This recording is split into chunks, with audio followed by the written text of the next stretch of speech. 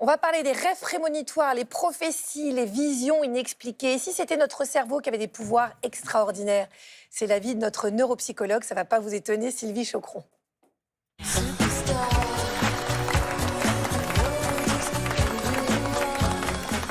Bonjour Sylvie, merci beaucoup d'avoir accepté notre invitation. On va vous challenger aujourd'hui, je vais vous présenter certaines croyances inexpliquées. Je sais que j'arriverai pas à vous piéger, mais bon, à chaque fois, vous devez trouver une explication scientifique.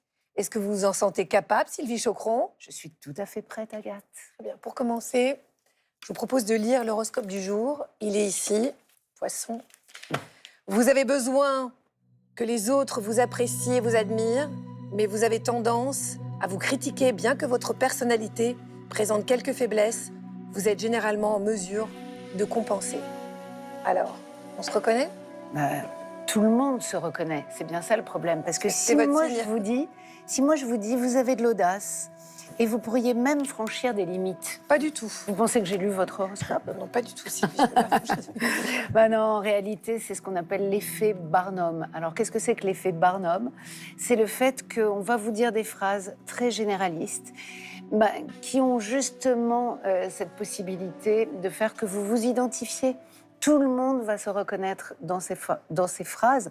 Ça a été décrit par un psychologue qui s'appelle Bertram Forer, qui déjà en 1948 a proposé un test de personnalité à plein d'étudiants. Alors un test avec plein de questions.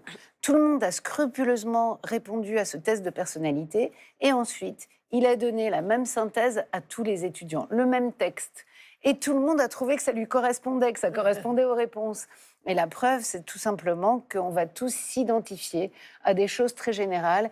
Et c'est entre autres comme ça que marche l'horoscope. Et en plus, on peut rajouter qu'avec le temps, on prend l'habitude de se conformer à ce qu'on nous dit de nous.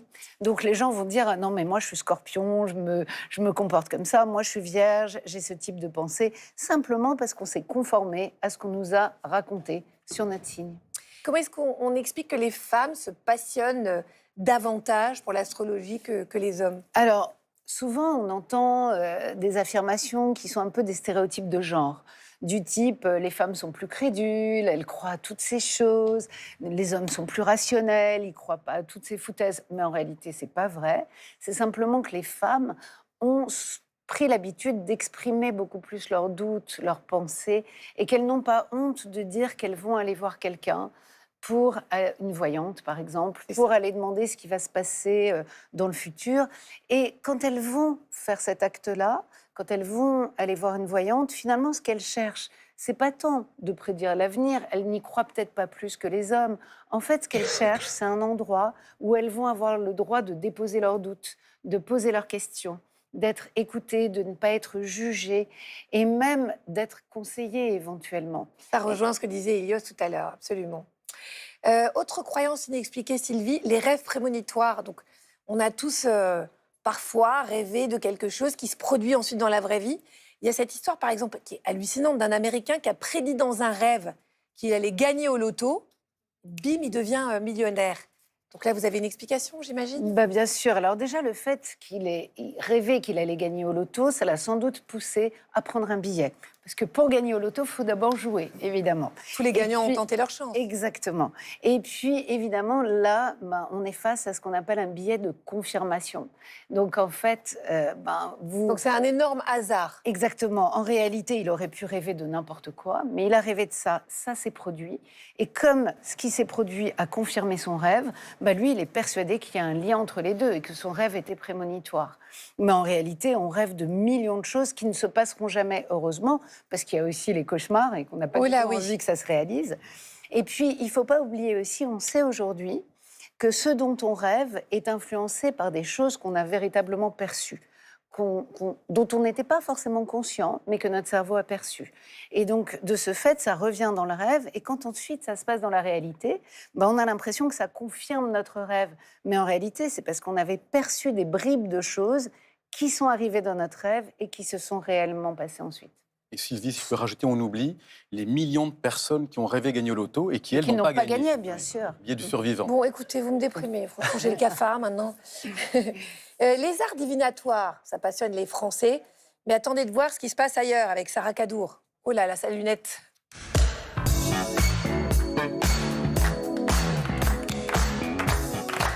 Matin, Agathe, on part pour un voyage un peu mystique. On va explorer des traditions ésotériques entre chamanisme, vaudou et sorcellerie. Et comme toujours, vous allez devoir deviner Ah, je me où on concentre part. alors. Concentrez-vous. Première destination, si je vous dis aurore boréale, lutin et nuit qui dure des mois. Qu'est-ce que dit le pendule? Tourcoing. Mais oui, mais quel génie, quel puits de culture. On va en Laponie, Agathe, et on va chez les Samis. Alors, pas votre ex, Sami, hein.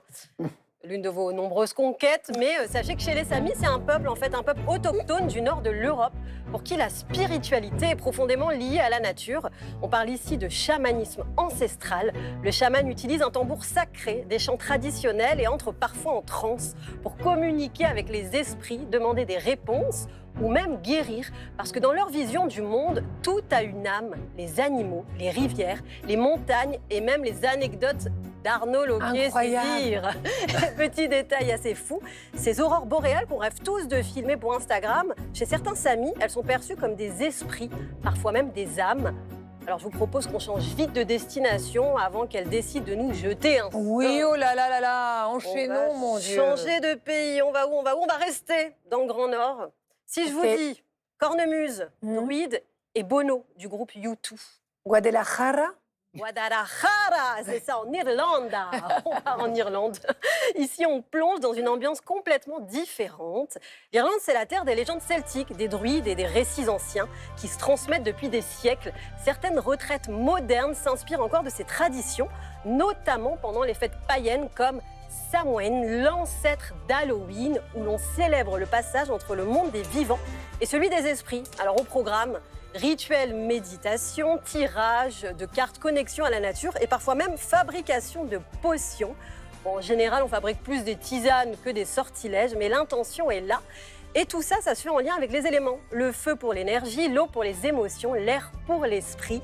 Et entre deux légendes, si vous croisez un elfe ou une fée, surtout, soyez polis. En Irlande, on dit qu'un mauvais regard peut vous valoir un mauvais sort. Et comme moi, j'ai pas envie qu'on nous en jette, donc on va bouger. Si vous D'accord, c'est à Arnaud Arnaud de trouver alors. C'est ça. Dernière escale, oui, Arnaud, bonne idée. Si je vous dis Caraïbes, vibration et banane plantain. Perpignan. Ouais, mais c'est ça, mais vous avez vu. Il est trop fort. J'adore. Génie Arnaud, parce qu'on va en Haïti. Voilà. Et ici, on découvre les cérémonies vaudou, une pratique spirituelle souvent mal comprise, mais qui est en réalité très codifiée et profondément ancrée dans la culture du pays, héritée de traditions africaines, mêlée à l'histoire locale. En fait, pendant les rituels, là-bas, les participants, ils chantent, ils dansent, et certains entrent en transe. On dit alors qu'ils sont possédés par les esprits. Chaque esprit a sa personnalité, ses préférences, ses goûts. Certains aiment le rhum, comme vous, Agathe, d'autres les parfums, ou d'autres encore la musique, comme Arnaud. Et tout commence doucement. Les tambours, les chants, les corps qui bougent, puis l'énergie qui monte, jusqu'à un moment où tout bascule. Quelqu'un entre en transe, change d'attitude et de voix. Alors moi, je peux pas vous y emmener. J'ai pas les moyens, malheureusement. Mais je vous ai ramené un petit souvenir d'Haïti. Oh, qu'est-ce que c'est, mon chou? Une poupée vaudou à l'effigie d'Arnaud Loquier. J'ai ma petite aiguille. Sympa. Et je vais piquer au niveau de la calvitie. On va voir si ça fonctionne, si ça peut vous faire Avec revenir tout ça, vos si cheveux. j'ai pas les cheveux aux épaules. Rac. Alors, Ah ouais, là j'ai senti un truc. il y a un truc, ça C'est- pousse. Ouais. Oui, c'est incroyable. Écoutez, il a déjà fait de l'acupuncture ici. Il a fait toute une émission avec 20 aiguilles dans le, Ah ouais. dans le Les cerveau. cheveux de cobaye, ouais. Voilà. Donc peut-être qu'on finira par les faire repousser, sait-on jamais. ouais, Arnaud. j'espère. Franchement, Il faut avoir de l'espoir. Je vais les avoir dans le dos à force. Ouais, Parce que c'est chaque ça. émission, il y a un truc.